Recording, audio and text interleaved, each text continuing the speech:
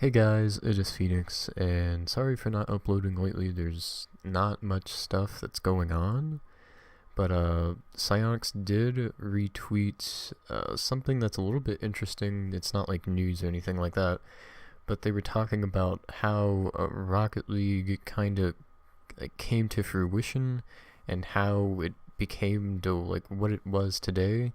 And all this stuff happened back in like 2006, and it's really interesting.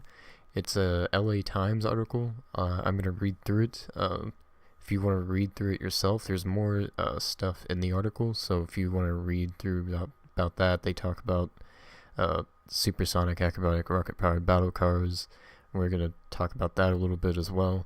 But anyways, pretty much how everything got started is that they were working on a car prototype that was called Track Addict, and it was a rocket-powered car, just like you'd see in Rocket League, and it was a platforming game, and you were like in space, and there were platforms and curved banks, and you had to conserve your boosts and jump and fly from platform to platform. And this reminds me of there's a mobile game like that as well. I can't remember the name of it, but it reminds me of something like that.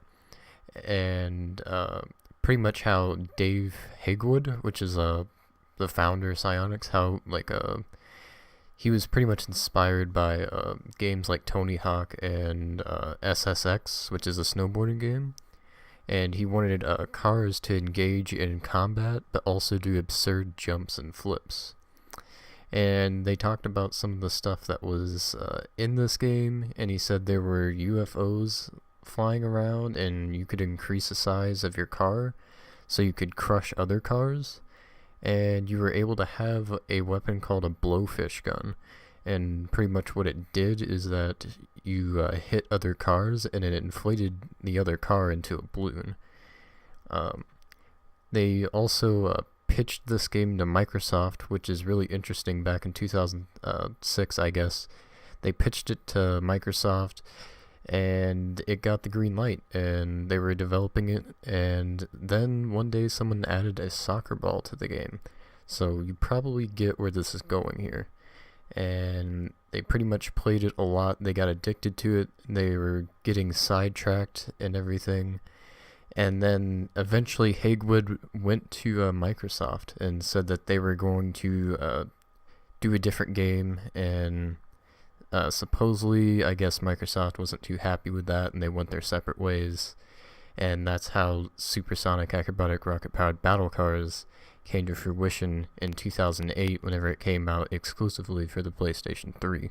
But what's really interesting, and I'll have it up on screen a little bit, and also in the description so you can watch it for yourself, they have something that is very similar to what I described, UFOs and giant cars in this game, except this game is called Crash Course that they originally pitched.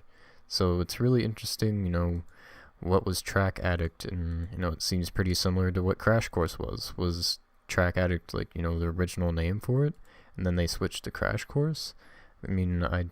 Who knows, but it's really interesting to kind of look at how Rocket League kind of came together and how it all just kind of worked. It's really interesting because it looks, as you can see, it looks similar, kind of like a Twisted Metal type of thing. It's just like ramming into cars, and you can see the UFOs and the giant cars, like it said. And it's just it's really interesting. And also they have game modes as well, which is really cool. I just find it really cool just to look at the behind the scenes of games and how they all kind of came together. That might be a little bit weird, but I don't know, I just find it kind of interesting. But anyways, that's all I really have.